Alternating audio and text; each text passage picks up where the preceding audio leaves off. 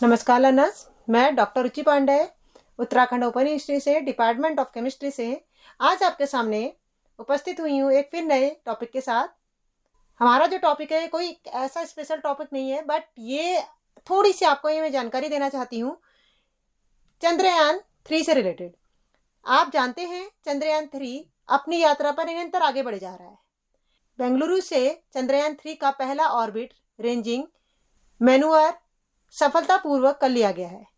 भारतीय अनुसंधान संस्थान के अनुसार अब यह चंद्रयान ऑर्बिट में पहुंच गया है और इसरो के अनुसार चंद्रयान 3 की सेहत सामान्य है और उसके सभी उपकरण ठीक ठाक ढंग से काम कर रहे हैं।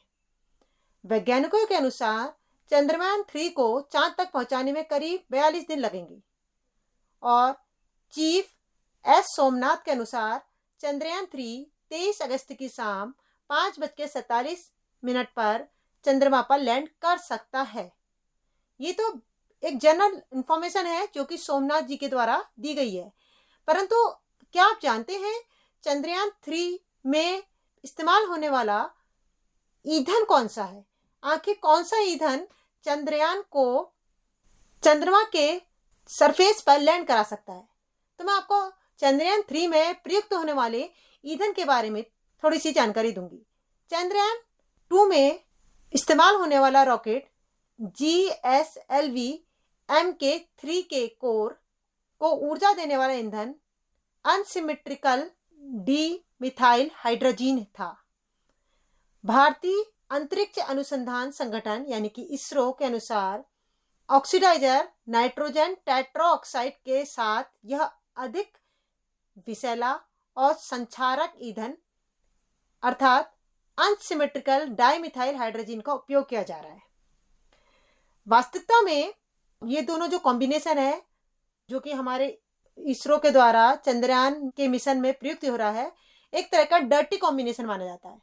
डर्टी कॉम्बिनेशन से मतलब क्या है? ये हार्मफुल है क्योंकि दुनिया में अन्य जगह पर अंतरिक्ष कार्यक्रम स्वच्छ और हरित ईंधन तरल मीथेन या केरोसिन की ओर को बढ़ रहे हैं, परंतु क्योंकि हमें ईंधन बहुत ज्यादा पावरफुल चाहिए, हमें इसे ऐसा तो है नहीं केवल अंतरिक्ष तक पहुंचाना, हमें इसे चंद्रमा पर भी लैंड करना है, तो इसके लिए जो कॉम्बिनेशन था वो यही कॉम्बिनेशन आपका डायरेक्टली यूज किया जाता है। परंतु आजकल जो दुनिया है में अंतरिक्ष अभियान के लिए जो है मीथेन या केरोसिन के प्रयोग की तरफ को अग्रसर हो रहा है। तरल मीथेन का मतलब है क्रायोजेनिक ईंधन होता है जो कि गैस को तरल बनाए रखने के लिए बहुत कम ताप पर रखने के लिए आवश्यक होता है। GSLV Mk3 इसरो द्वारा विकसित एक 3 चरणों वाला भारी लिफ्ट प्रक्षेपण यान है। इस वाहन में 2 ठोस स्ट्रैप ऑन, एक कोर तरल बूस्टर और एक क्रायोजेनिक ऊपरी चरण है। GSLV-3 को 4 टन वर्ग के उपकरणों को जियोसिंक्रोनिक ट्रांसफर ऑर्बिट में लगभग 10 वजन वाली उपग्रह को लो ऑर्बिटल में ले जाने के लिए डिजाइन किया गया है, जो कि GSLV Mk सेकंड की क्षमता से लगभग 2 गुना है। कहने का मतलब है कि GSLV Mk सेकंड जो पहले लॉन्च हुआ था उसकी तुलना में ये 4 टन भारी है। वास्तविकता में रॉकेट पर प्रयुक्त होने वाले प्रणोदक कौन से होते हैं, इसकी असलियत क्या है, आपको मैं इसके बारे में थोड़ा सा बताऊंगी। प्रणोदक वह रासायनिक मिश्रण होता है जिसे रॉकेट में जोर लगाने के लिए जलाया जाता है और इसमें ईंधन और ऑक्सीडाइजर होता है। जैसे कि मैंने आपको बोला, इसमें ऑक्सीडाइजर नाइट्रोजन टेट्राऑक्साइड और अनसिमेट्रिकल डाइमिथाइल हाइड्रोजन का प्रयोग किया गया है। ईंधन एक ऐसा पदार्थ होता है जो प्रणोदन के लिए ऑक्सीडाइजर के साथ मिलाने पर जलता है। ऑक्सीडाइजर एक टाइप का एजेंट होता है जो ईंधन के साथ संयोग करके ऑक्सीजन को छोड़ता है और ऑक्सीडाइजर और ईंधन के अनुपात को एक मिश्रित अनुपात कहा जाता है। यानी कि रॉकेट में जो ईंधन होता है उसके साथ ऑक्सीडाइजर का होना बहुत जरूरी है क्योंकि वो ऑक्सीजन को क्या करता है, रिलीज करता है। इन प्रणोदक को उनके अवस्था के अनुसार तरल, ठोस या संकर के रूप में वर्गीकृत किया है। तरल प्रणोदक क्या होते हैं? एक तरल प्रणोदक रॉकेट में ईंधन और ऑक्सीडाइजर को अलग अलग टैंक में संग्रहित किया जाता है और पाइप, वाल्व और टर्बो पंप की एक प्रणाली के माध्यम से इसे दहन कक्ष में पहुंचाया जाता है जहां उन्हें जोड़ा जाता है जो जोर पैदा करके जलता है। इस तरह के प्रणोदक के लाभ क्या हैं? तरल प्रणोदक ईंधन अपने ठोस प्रणोदक समकक्ष की तुलना में अधिक जटिल होता है, लेकिन उससे कई लाभ भी हैं। जटिल होने के साथ साथ लाभ ये हैं कि ये निरंतर दहन में ऊर्जा उत्पादन के लिए सहायक है, क्योंकि ये नियंत्रित नहीं होते। एक बार इनको जला दिया जाए तो ये जलते रहेंगे, इसलिए इस टाइप के जो इंजन यूज होते हैं उन्हें आराम से चालू किया जा सकता है। मतलब ये चलते रहेंगे, ईंधन की कमी नहीं होगी, धीरे धीरे चलते रहेंगे। और लेकिन लगातार ये चलते रहेंगे तो इससे नुकसान भी है। नुकसान ये है कि तरल प्रणोदक के साथ मेन यही एक नुकसान है कि ये भंडारण योग नहीं होता। अगर स्टोर किया जाए तो स्टोर नहीं होगा, क्योंकि लिक्विड फॉर्म में एक बार यूज कर लिया जाए तो जलता रहेगा और ऑक्सीडाइज होता रहेगा। अगर ये जलता रहेगा तो ईंधन रेगुलरली क्या हो जाएगा, यूज हो जाएगा और हमारे पास कुछ नहीं बचेगा। दैट मीन्स हमारे पास डेफिशिएंसी हो जाएगी किसकी, ईंधन की। क्योंकि भंडारण योग ऑक्सीडाइजर जैसे कि नाइट्रिक एसिड, नाइट्रोजन टेट्राऑक्साइड बेहद जहरीले और अत्यधिक प्रक्रियाशील होते हैं, जबकि क्रायोजेनिक प्रणोदक जो होता है कम ताप पर संग्रहित हो जाता है। इसलिए तरल एक तरह से लाभदायक है तो एक तरफ से क्या है, हानिकारक भी है। इसी तरह से रॉकेट में प्रयोग किए जाने वाले तरल प्रणोदक को 3 प्रकार में पुनः वर्गीकृत किया जाता है।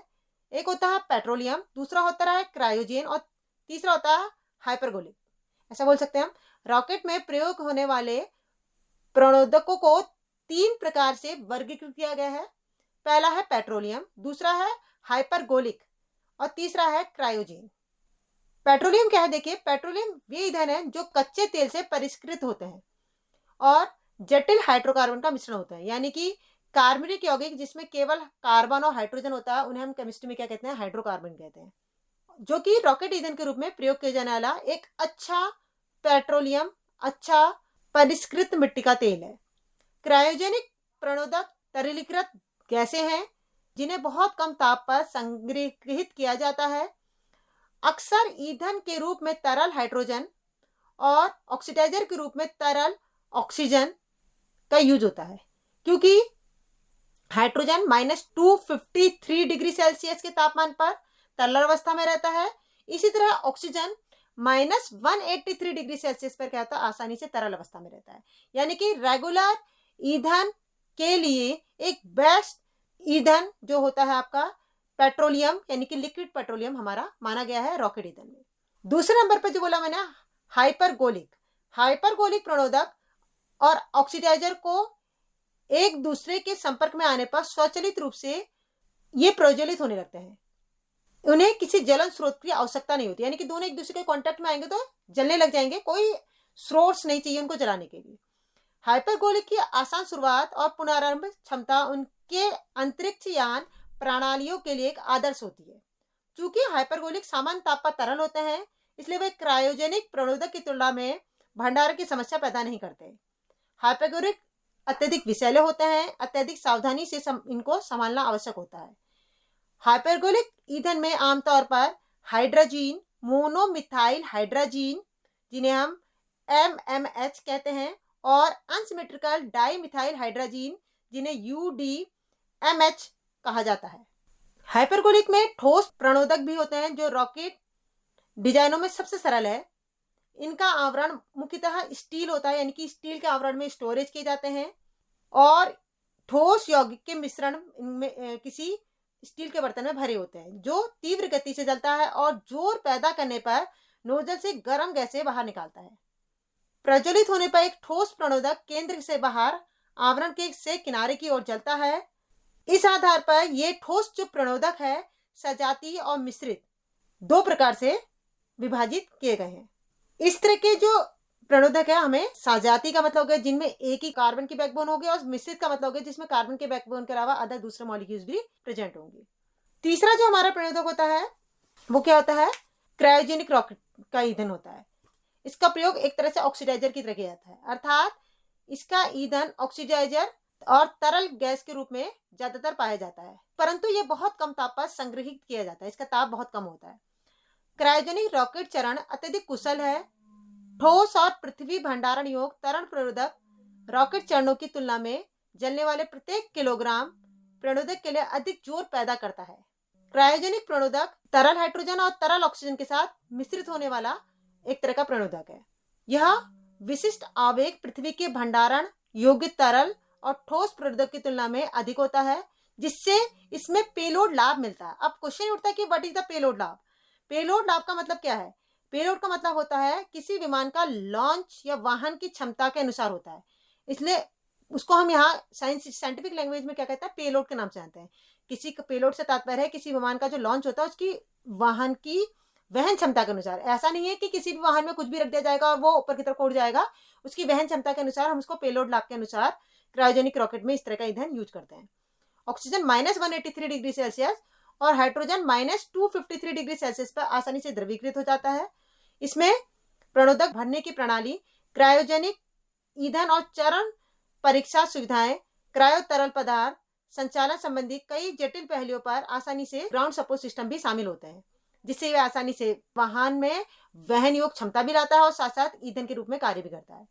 तो इस तरह से इन प्रमुख ईंधनों का, जैसे कि मैंने आपको बोला कौन कौन से, पेट्रोलियम, हाइपरगोलिक और क्रायोजेनिक ईंधनों का प्रयोग करके हम रॉकेट को आगे लॉन्च करते हैं, जो कि हमारे कई अभियानों को सफल करने के लिए सहायक होता है। इस तरह से आपको थोड़ी बहुत जानकारी देने में आई थिंक मैं सफल हो पाई होंगी। Thank you. Have a nice day.